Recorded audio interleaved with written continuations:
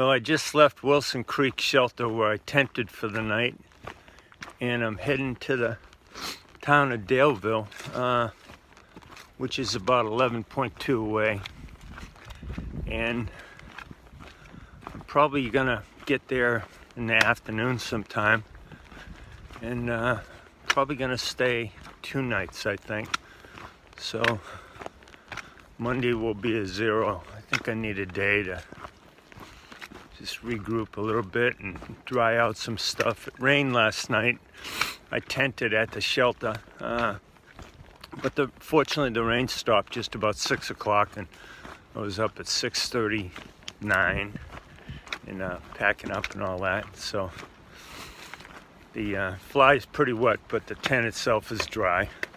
But I'll dry them out in the hotel. I've been listening to this audio book and that I took out from my local library, and it was due yesterday. So I was thinking I only had like an hour and a half left, and if I waited until today, I'd try to open the book up and it would be expired. So I listened to that last night and finished that up, so it was good. A little nippy, and here's the day I pack my gloves way down the bottom of my pack. I usually strap them on the outside of one of the pockets on my backpack, and it's a bit nippy. I mean, I'd be wearing them if I had them, but it's not enough to make me stop and dig through the pack and put them on. Sunday, I just came across a section hiker today, and I'd ask him if he could identify himself. I'm Hermie, Alan White from Waynesboro, Virginia. I'm a section hiker. I'm just out doing about a 7-mile trip today. I'm hiking and biking today. I've parked my bike down the trail on the Blue Ridge Parkway. I'm hiking up, I'm hiking up to my bike, then I'll ride my bike back down to my truck on the Blue Ridge Parkway. Awesome.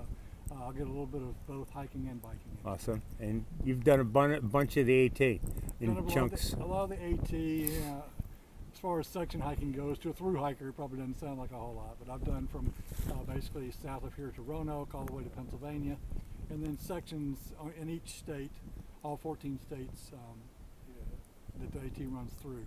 So that I do have my AT-14 patch. Awesome. I don't have the through hiker. Hopefully I'll get that done one of these days. Well, you're gonna be a 2,000 miler before you know it if you're keeping tabs of everything. Well, a lot of times you do double because you go down and back. Yeah, and quite honestly, you know, I mean, unless you're at a point in your life, kind of like me, where I can do the whole, or at least attempt to do the whole thing, you got to do what you got to do. So it's all good. Yeah, I don't know that. Well, maybe when I get to my retirement point, I'll have the time where I can go off and do the full. Awesome. I've noticed there's been a whole bunch of blowdowns here, but the Roanoke ATC has done a fantastic job cleaning them up, because boy, it would have been a bear had they not done the repairs. This is not a recent repair, but on turns on the trail, frequently there's something there to kind of reinforce and keep the turn from eroding. And I've seen a variety of different types of things. There's an iron peg. There's some wooden pegs up there. There's frequently these cuts on the logs. I don't exactly know what that means, but I'll figure it out before the hike is over. Again, another shout out to yet another great Appalachian Trail club. This time the Roanoke, that's maintaining this part of the trail. I'm at Full Heart Knob Shelter to make a quick pit stop, and I bumped into a fellow hiker, and he'll be here in a moment. Real name James, from Johnson City, Tennessee. SOBO'd the 18 and 13, did the PCT last year, the Arizona Trail last year, the Florida Trail this winter, and then just staying in shape for my CDT bid. So yeah, that's me in a nutshell, I guess. Yeah, and when do you kick off your CDT attempt? April 22nd. April 22nd. Yes, sir. Awesome. Awesome. And then you'll be a triple crowner when you wrap that up. If I wrap that up. That's like 2,700 miles? 3,100. 31. Holy it's a lot. That's Yes, sir, it's incredible. a lot. But you end at Glacier National Park in Montana. Yeah. That's a good place to awesome. end. Awesome. That's quite a cap there. Has it got a story? It does have a story. All right. So you noticed the Dwight D. Eisenhower? I did.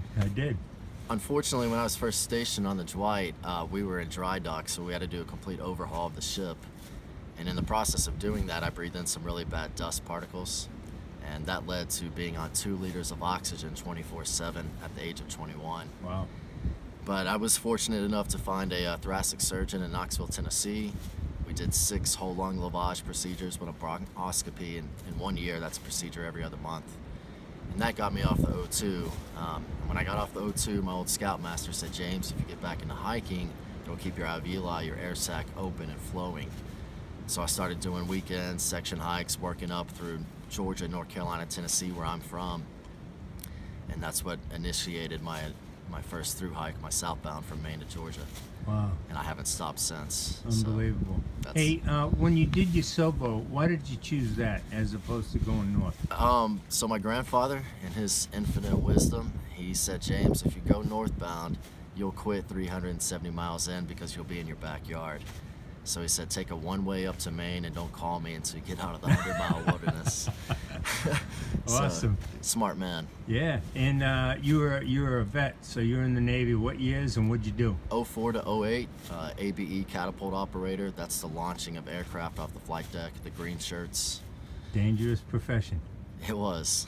Awesome. But I made it through. So hey, thanks for your service. no problem. Hey, thanks Mowgli. Absolutely, man. For being with us. So I'm going to stick this out on YouTube. So, All right. Yeah. Sounds good, brother. All right. Here's the trail I've been walking on. And I'm going this way. I got about 2.3 left before I hit the town. But here's this stretch of the trail. There was a sign back there that they said stay on the trail. The next 0.6 miles goes through private property. So I guess we're on private property right now. But hey, there's a nice dog. Look at him. How you doing, buddy? And but this private property all around. It's a pretty good little climb down that way. But I went down and I crossed the street somewhere down there and down below, obviously. And then I came up along that wood line when I got down in the private property area. And now I'm off in this direction somewhere. But what a magnificent view. It's a beautiful day. It's been very windy. In fact, I nearly lay it up and put some extra clothes on, but it's all good. I think I'm very close to I-81. I think I'm going to go. A little information about Troutville. This project was a Eagle Scout project, as you can see right up top, which is trail. This is where I jumped on at Harpers Ferry. That's where I am right now in Troutville. This is Petersburg. We heard about that earlier in the hike. Bland, a couple of through hikers started there.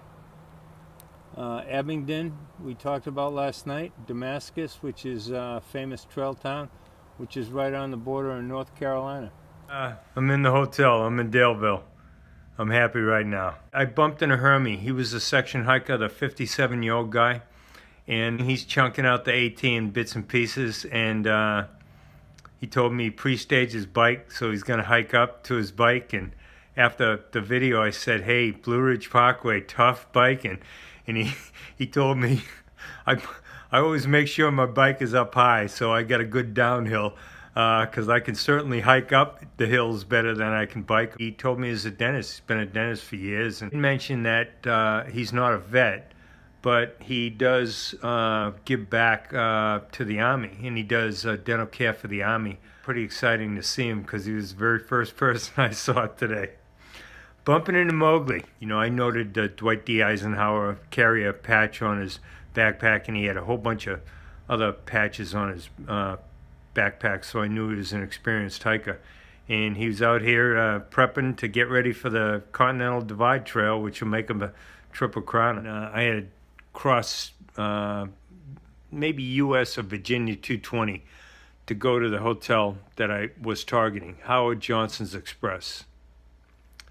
In a word, mistake. You know, I paid for 2 nights, and then I went to the room. And I had asked the lady at the front desk, because I looked around if they had any coffee, and they didn't. And I asked if they had coffee in the room, and she says yes. So I go up to the room. I walk in, not the greatest hotel room.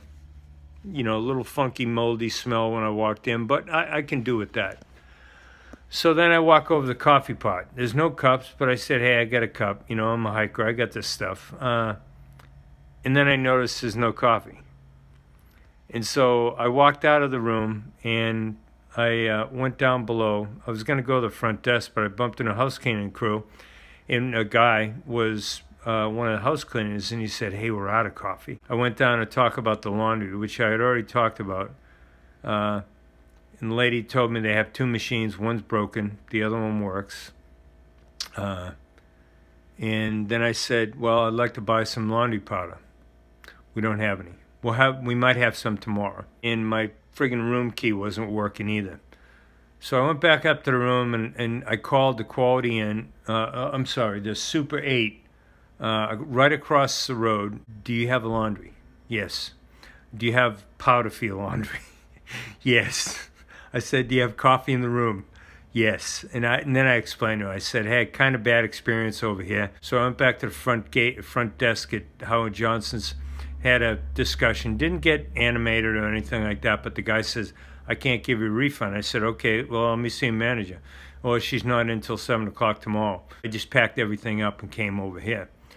Right away, I walked into the reception area, the Super 8, and I talked to Brittany, who I had talked to on the telephone, and I said, right away, I know this is going to be a good experience for me. And so she hooked me up with a key and all that. She said, yeah, we have laundry soap here for $1, and we give you quarters to go ahead and use in the laundry. Went in the room. It was like a 5-star compared to the Roach Motel that I just came from. I'm going to put a tactful comment in gut hook underneath Daleville. And I'll just say, I wouldn't recommend going to Howard Johnson Express. I would definitely recommend going to Super 8.